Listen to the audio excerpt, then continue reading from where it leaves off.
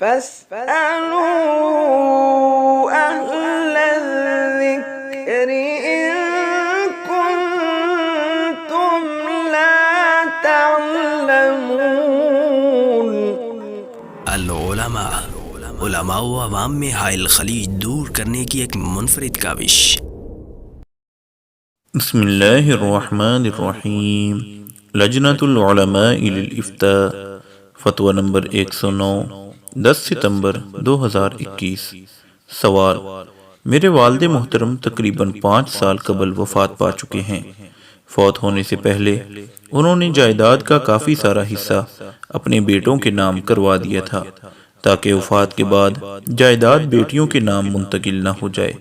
والد صاحب کی وفات کے بعد میں نے اپنی بہنوں سے فرداً یہ درخواست کی کہ ابو جی اپنی زندگی میں یہ بہت بڑی غلطی کر گئے ہیں، لہذا آپ ابو کو بھی معاف کر دو اور ہمیں بھی معاف کر دو۔ یاد رہے کہ میں نے صرف معاف کروانے کا مطالبہ کیا تھا، یہ نہیں کہا تھا کہ چاہو تو جائیداد لے لو، چاہو تو معاف کر دو، جیسا کہ اکثر ہمارے معاشرے میں ہوتا ہے کہ بہنیں معاف کر دیتی ہیں۔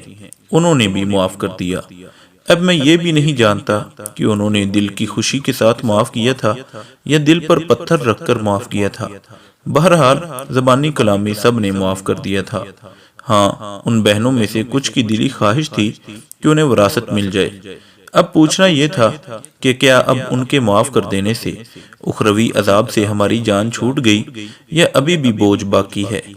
یاد رہے کہ وہ جائیداد میرے والد کو وراثت میں نہیں ملی تھی، بلکہ میرے 2 بھائیوں اور والد صاحب نے اکٹھے مل کر محنت کر کے بنائی تھی۔ ان کا باہم پارٹنرشپ والا کوئی معاہدہ بھی نہیں تھا۔ میں اس وقت چھوٹا تھا اور سکول پڑھتا تھا۔ جواب: الحمدللہ وحدہ والصلاة والسلام علی من لا نبی بعدہ۔ اگر والد صاحب نے صرف بیٹوں کے حق میں وصیت کی ہے تو ایسی صورت میں بھی اس جائیداد میں سبھی ورثاء کا حق ہوگا۔ صرف بیٹوں کا اس پر قابض ہونا اور بیٹیوں کو محروم کر دینا بڑا ظلم اور سخت گناہ ہے، اور بیٹیوں کو اپنے حق کے مطالبے کا اختیار ہے۔ بیٹوں کو چاہیے کہ وہ والد کا ترکہ سبھی موجودہ وارثین میں حسب حصے سے شرعیہ تقسیم کریں تاکہ آخرت کی جواب دہی سے محفوظ رہ سکیں۔ قرآن مجید میں ہے فَمَنْ خَافَ مِن مُوصٍ جَنَفًا أَوْ إِثْمًا فَأَصْلَحَ بَيْنَهُمْ فَلَا إِثْمَ عَلَيْهِ إِنَّ اللَّهَ غَفُورٌ رَحِيمٌ۔ سورۃ البقرہ آیت نمبر 182۔ جو شخص وصیت کرنے والے کی جانبداری یا گناہ کی وصیت کر دینے سے ڈرے پس ان میں آپس میں اصلاح کر دے تو اس پر گناہ نہیں، بے شک اللہ تعالیٰ نہایت بخشنے والا مہربان ہے۔ اس آیت سے پتہ چلا کہ وصیت اس صورت میں پوری کرنی چاہیے جبکہ وہ وصیت کسی کے لیے نقصان دہ نہ ہو۔ ایک اور جگہ پر اللہ تعالیٰ کے ارشاد ہے وَلِلنِّسَاءِ نَصِيبٌ مِّمَّا تَرَكَ الْوَالِدَانِ وَالْأَقْرَبُونَ مِمَّا قَلَّ مِنْهُ أَوْ كَثُرَ نَصِيبًا مَّفْرُوضًا۔ سورۃ النساء آیت نمبر 7۔ جو مال ماں باپ اور عزیز و اقارب چھوڑ کر جائیں، خواہ وہ مال کم ہو یا زیادہ ہو، اس میں عورتوں کا بھی حصہ مقرر کیا ہوا ہے۔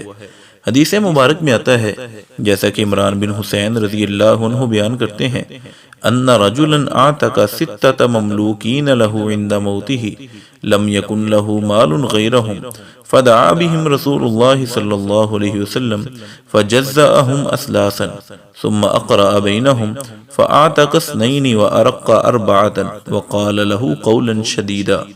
صحیح مسلم حدیث نمبر 1668۔ ایک آدمی نے وفات کے وقت اپنے 6 غلاموں کو آزاد کر دیا، اس کے علاوہ اس کا کوئی مال نہیں تھا۔ اللہ کے رسول صلی اللہ علیہ وسلم کو پتہ چلا تو آپ نے انہیں 3 حصوں میں تقسیم کیا، پھر قرآن دازی کر کے 2 کو آزاد کر دیا اور 4 کو باقی رکھا، اور اس شخص کے بارے میں سخت الفاظ ادا کیے۔ بعض روایات میں مزید یہ الفاظ بھی ہیں فَجَاءَ وَرَثَتُهُ مِنَ الْأَعْرَابِ فَأَخْبَرُوا رسول اللہ صلی اللہ علیہ وسلم بما صنع قال او فعل ذلك قال لو علمنا ان شاء اللہ ما صلینا علیہ۔ مسند احمد حدیث نمبر 20009۔ لو شہدته قبل ان يدفن لم يدفن في مقابر المسلمین۔ سنن ابی داؤد حدیث نمبر 3960۔ دیہات میں موجود اس کے ورثاء نے آ کر اس کی شکایت کی تو رسول اللہ صلی اللہ علیہ وسلم نے فرمایا اگر مجھے علم ہو جاتا تو میں اس کا جنازہ ہی نہ پڑھاتا اور اسے مسلمانوں کے قبرستان میں دفن نہ کیا جاتا۔ اس بات سے اندازہ کیا جا سکتا ہے کہ حقوق العباد کا معاملہ کتنا سنگین ہے۔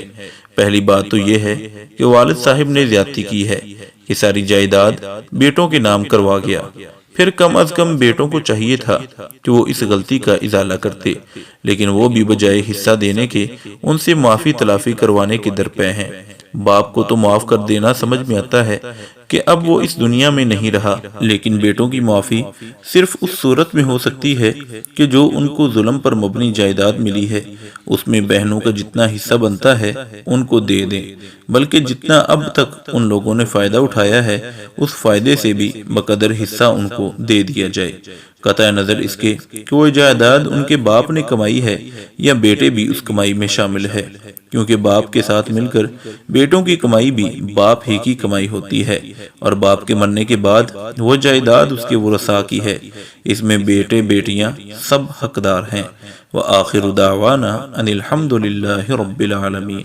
مفتیان کرام فضیلت الشیخ ابو محمد عبد الستار حماد حفظہ اللہ، فضیلت الشیخ عبد الحلیم بلال حفظہ اللہ، فضیلت الشیخ جوید اقبال سیالکوٹی حفظہ اللہ، فضیلت الدکتور عبد الرحمن یوسف مدنی حفظہ اللہ، فضیلت الشیخ سعید مجتبی سعیدی حفظہ اللہ، فضیلت الشیخ ابو عدنان محمد منیر قمر حفظہ اللہ، فضیلت الشیخ حافظ عبد الرؤوف سندو حفظہ اللہ، فضیلت الشیخ ابو محمد ادریس اثری حفظہ اللہ۔ العلماء، علماء و عوام میں حائل خلیج دور کرنے کی ایک منفرد کاوش۔